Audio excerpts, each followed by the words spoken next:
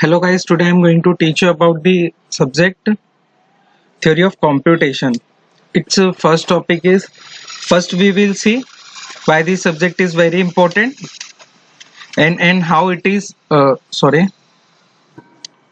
and how it is applying and what its application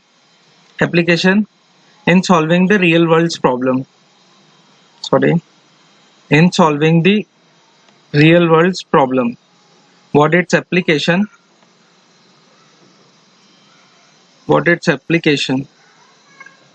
Okay, so now it's why study TOC. What is TOC? TOC is a mathematical model of a computer. It is a mathematical model, or we can say there is a like a abstract model of a computer. This subject is provided abstract model of a computer. It means what a computer can do, how efficiently can a computer solve a given problem. Turing machine is also a mathematical model of a modern computer.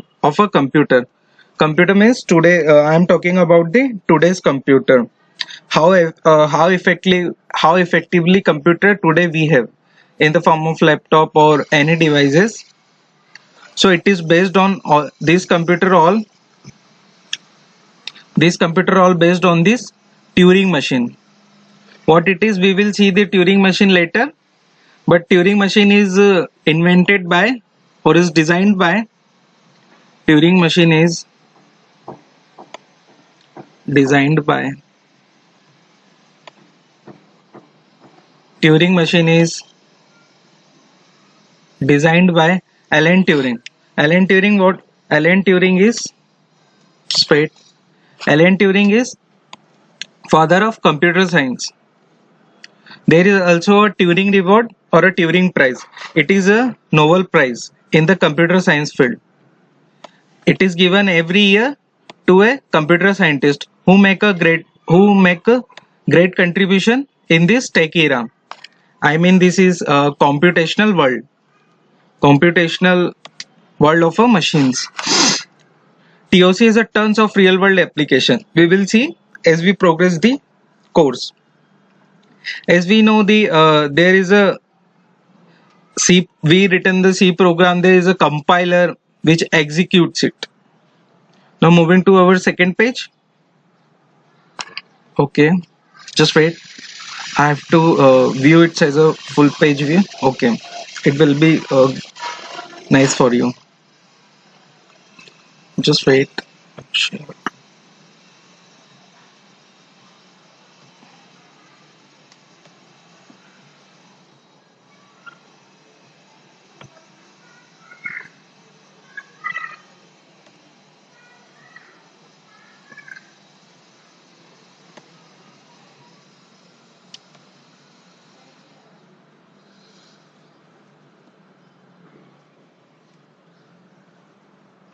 Okay. Now look at here. Look at here. Just change me the color so you will not get disturbed. Okay. Now see this automata. We can say machine. When we talk about the machine, we talk about it with respect to the computer science domain. So machine is an computational machine. Is a computational it is a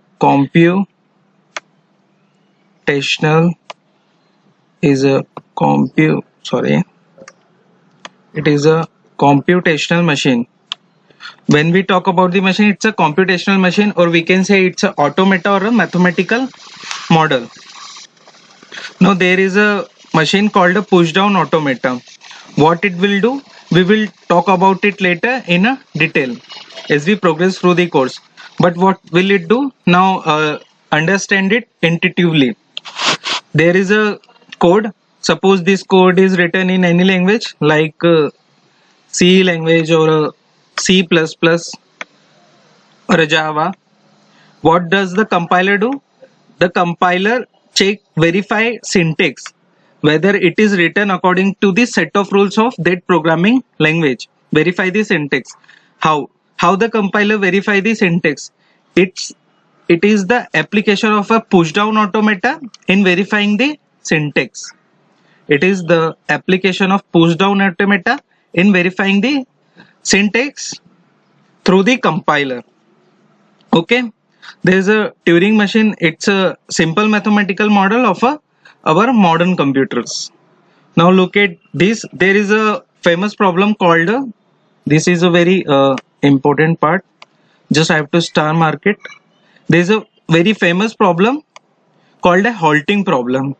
Actually, this TOC subject is based on, to answer this question. There are many such progressions are made in this. How the machines, how the basic machines are designed, how our modern computational machine is designed. So this is a problem. Now look at the what it is problem. Problem it is, there's a program we are given with this. We have a computer. In this we have a program. This program has to tell whether this program has given as an input as another program. This is also a another program. This is a this is a this is a this is a another program. This is a another program is given as an input to the program P.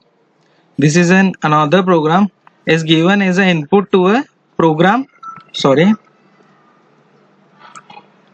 another program is given as an input to this computer. This computer has to tell whether this program will execute its all code or not. Will it terminate or not? This program has to tell whether this program has to tell whether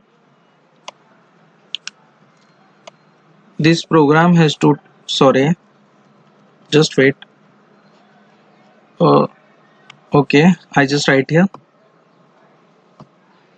where it is, sorry, I can just write here. Okay, where it is now. Okay, now look at this.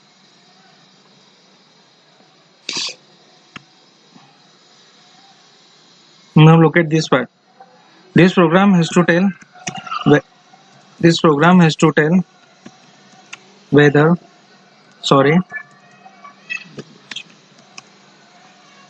whether Q will terminate or not.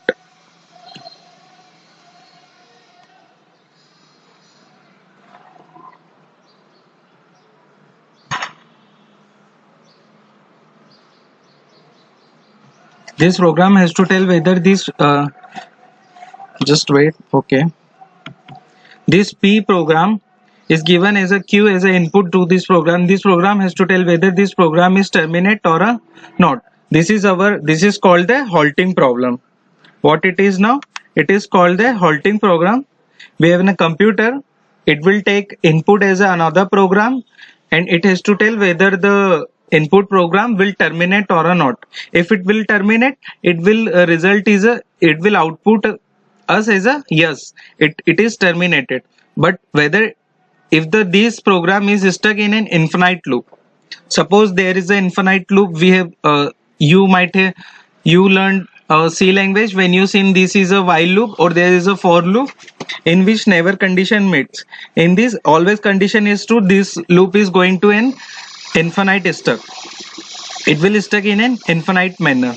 This will execute many times and it has no ends until this whole code is get exhausted or terminated forcefully.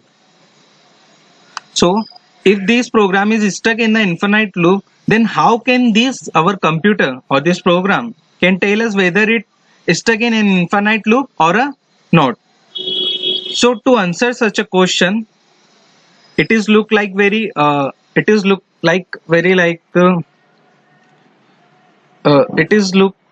this question is very like a theoretical question, but it is talk as a Turing machine actually. This is a Turing machine. Sorry, Turing machine has a rigorously proof of it that we cannot design such a machine that can take as an input this program as an input, whether it has to tell that it will terminate or not. So Turing machine, we will see it's very rigorous proof. Turing machine,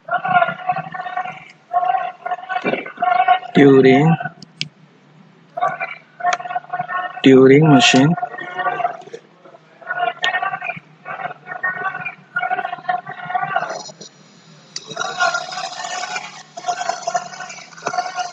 There is a Turing machine. Whether it will tell us we cannot design such a machine which take as an input as another program.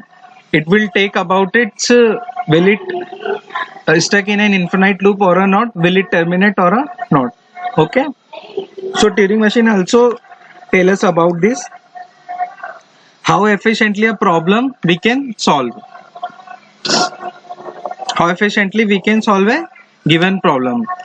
uh, there is also a concept called a deep Turing machine in the AI field, actually in the AI domain, or ML scientist want to design such a machine. They tells whether machine is able to write program on their own or not, whether a machine can modify their codes on their own, on their experience, on their certain parameters. So AI scientist and whenever AI and ML scientists required to think such a machine, before actually implementing it in the real world, they design it some mathematical model. It's mathematical model, we can run this machine by some set of rules as a Turing machine has. So we can tell actually this machine, yes, this machine can be implemented in the real world. If this machine is not possible, is it's mathematical is not possible here, which is running accordingly to us, whatever we want work from that machine, that it means we cannot implement such a machine in the now this era. Okay, so there is also called a concept called deep Turing machine. It is not in our TOC syllabus. It is taught in the AI subjects when we do masters, or we will do related study about this AI and ML domain. Now look at this. There is a machine called a finite automata. What it is a this full form is a finite state machine or a finite state automata. I have already told you that automata and machine both are same.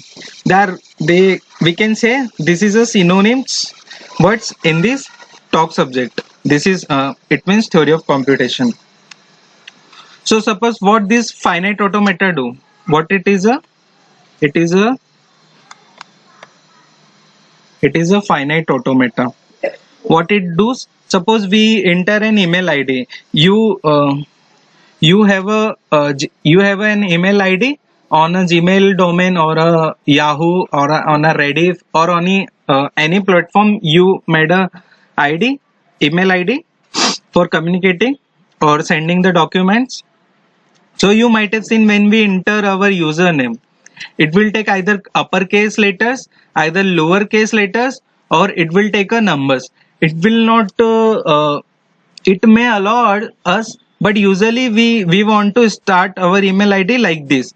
If we want other any this thing, like we start from the ampersand, or we start from any special symbol, or we start from any special or we start from any special symbol. So it tells us your user ID is incorrect. It will tell us error displayed in the here is a we have a just tab of a username like this. We have to put our username. If there is any error occurred, it will tell us your user ID is incorrect. Your user ID is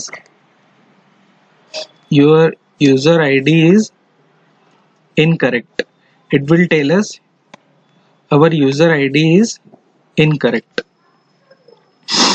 So this this happens because of this finite state machine. Actually, when we have not a Turing machine, finite state machine is designed before many years before the Turing machine. So we tell about such a problem by with the help of this finite state machine. We will look at it in details as we progress through the course. Okay, there is also a concept called a grep. It is used in the Linux. It is used for the matching patterns.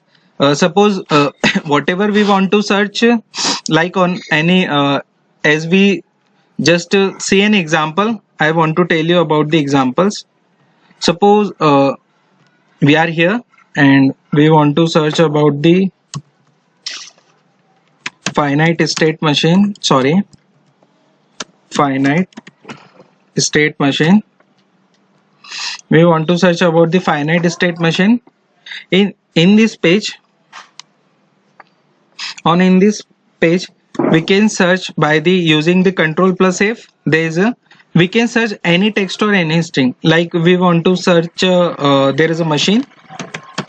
So it will tell us there are 113 words, out of which we are at the first word. This is a machine, but this is a so grep concept is used in the Unix operating system, in the Linux or a Unix operating system to for matching the patterns. Now go to our this step. So it is a grep pattern. It is used for matching the patterns. Now moving our next page. Now see the next concept, what it is. Okay. Now look at this. We have the mathematical foundation. Just wait. I have to change the color of my pen. Okay. Now look at, there is a mathematical. So our second topic is mathematical foundation. Whatever mathematical concept is required, we are going to recap it. We are just revising it once. When we study about the discrete mathematics subject, we will see this topic in the details. But here, whatever, how much we required for studying this subject, so we are going to cover only that. Just wait, what it is.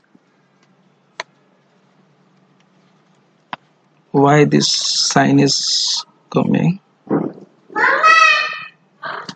Just wait.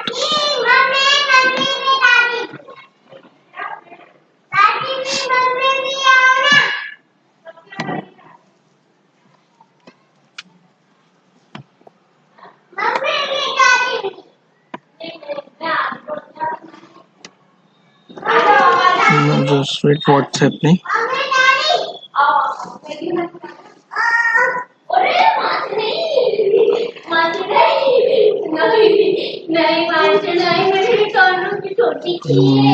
Okay, now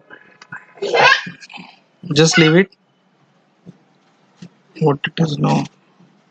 Okay, we won't go on the our next page. We go on to the new page, and there is a. Just wait, I have to open my PDF. I have to open a PDF. This PC. Just wait.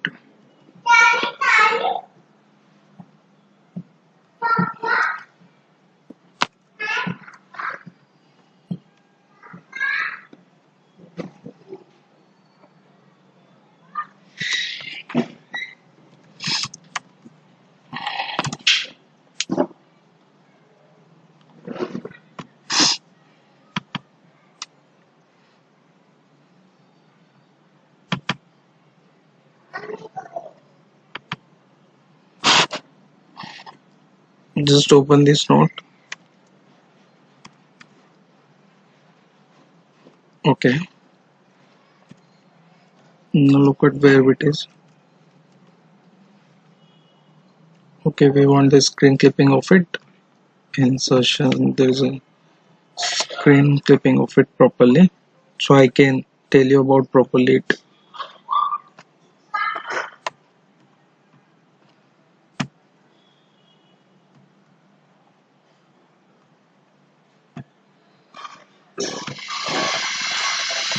Now look at it.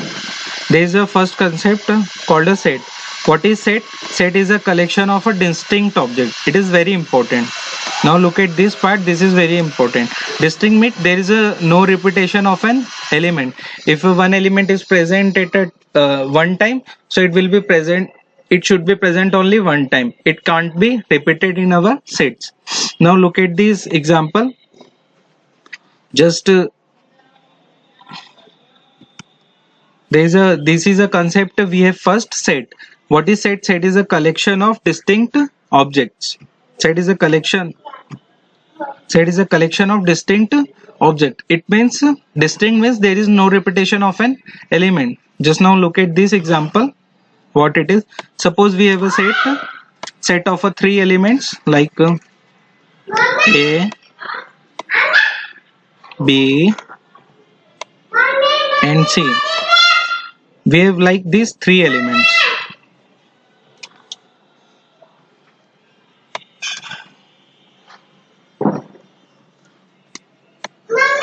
We have these three elements. So what is size of this set? It is total how many numbers of element in this? It is said to be its cardinality or a size of that set. So it is 3. Now visually understand it. What is it? Suppose we have okay.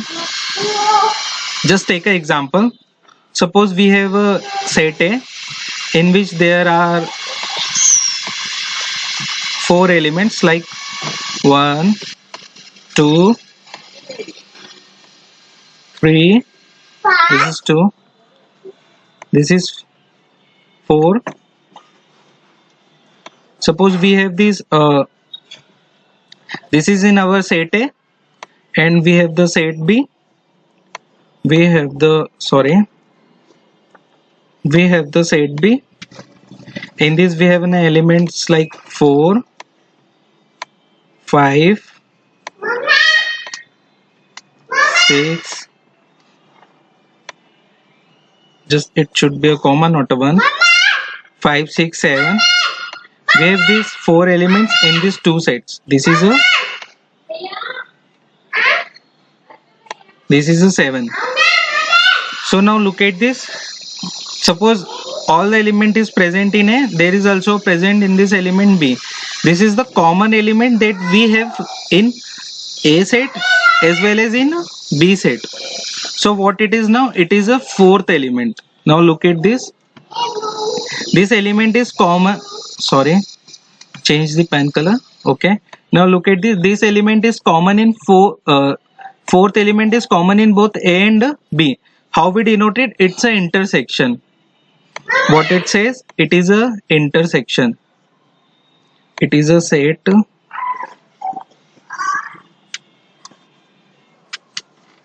intersection.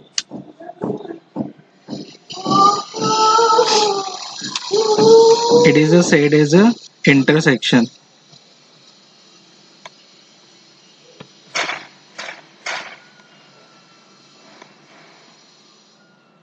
Okay, it is a said as a intersection. It means we have whatever we have common elements in both, we write there is. So A intersection B means we have only one element, such a type of it.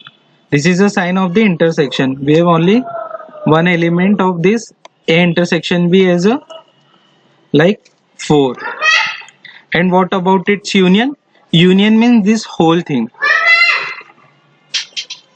Union, this is a okay.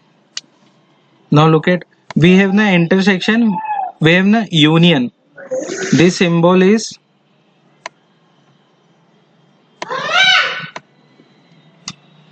this symbol.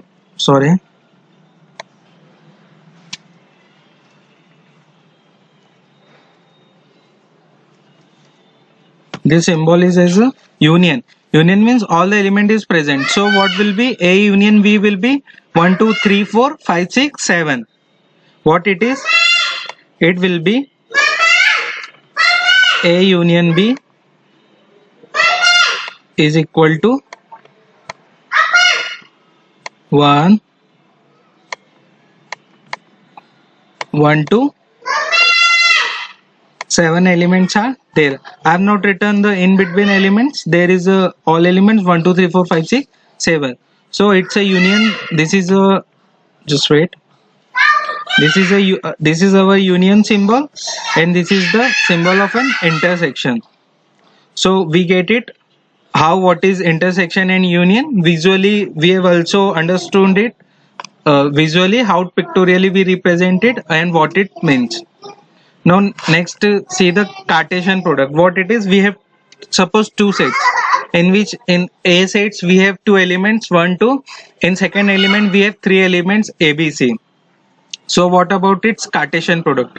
Its Cartesian product means 1 cross A, 1 cross B. We have to map this one first with this element, second time with this element, third with this element.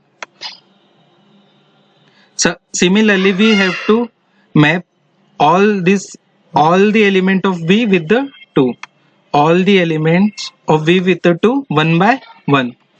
So what will it will be, A cross B is equal to A comma A comma 1 comma A, 1 comma B, 1 comma C, 2 comma A, 2 comma B, 2 comma C. First this element is mapped with these three elements, then secondly this element is mapped with these three elements. So total how many elements we have? Total number of elements,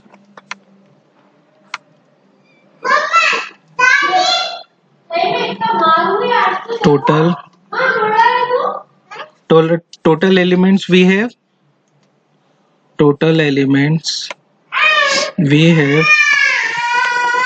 is 6 here. Total elements we have here 6 here. A is equals to, this is also called as a ordered pair, or this one is also called as a tuple.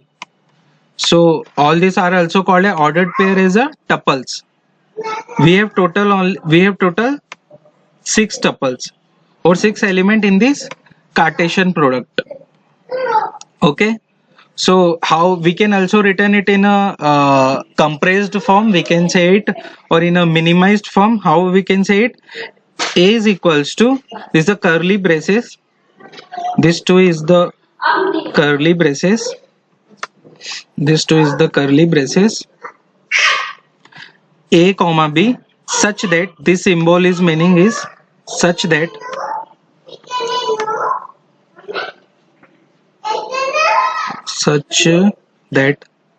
this symbol meaning is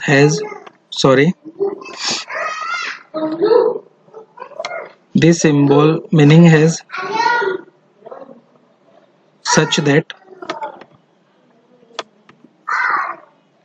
I have to make a H properly. Okay, now look at this symbol as a such that A comma, how we will read it and understand it properly. A comma B, such that A belongs to A comma B belongs to B. This symbol is meaning as a belongs to. What it is? It is a symbol like this in a mannered way. This is a symbol for belongs to. What it is now? Belongs to. So this symbol is a belongs to. How we will read it combinedly? A is equals to A comma B such that A belongs to set A and B belongs to B. We will also written this in this way. So we can easily understand it. It is a compressed, it is a minimized form of this type of writing.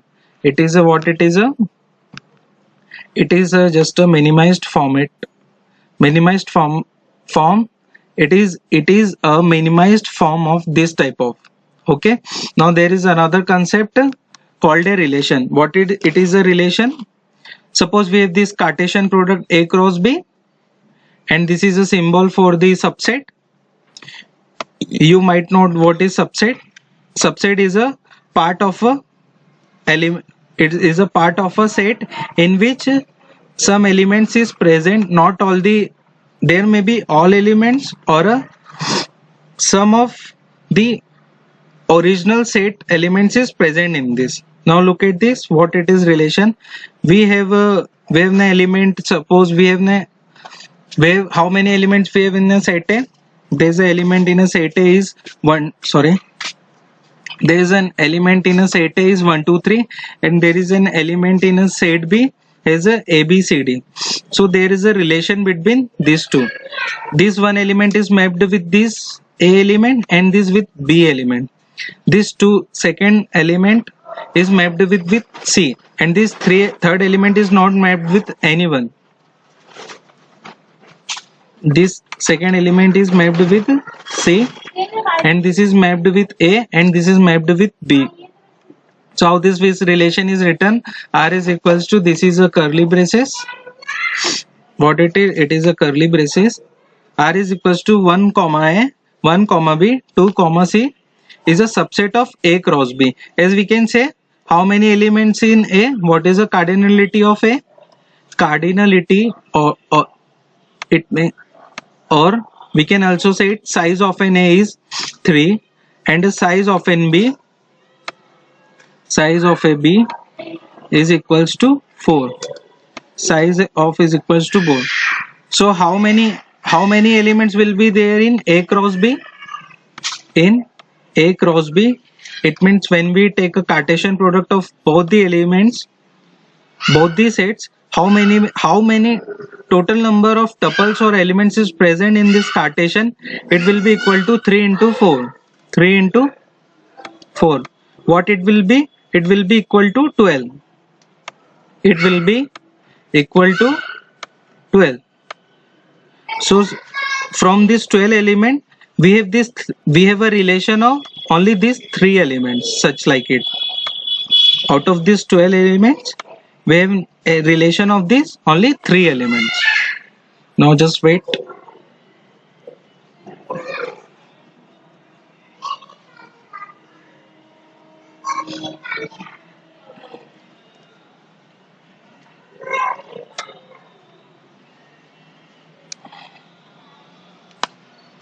Now just wait. Okay, stop here our meeting.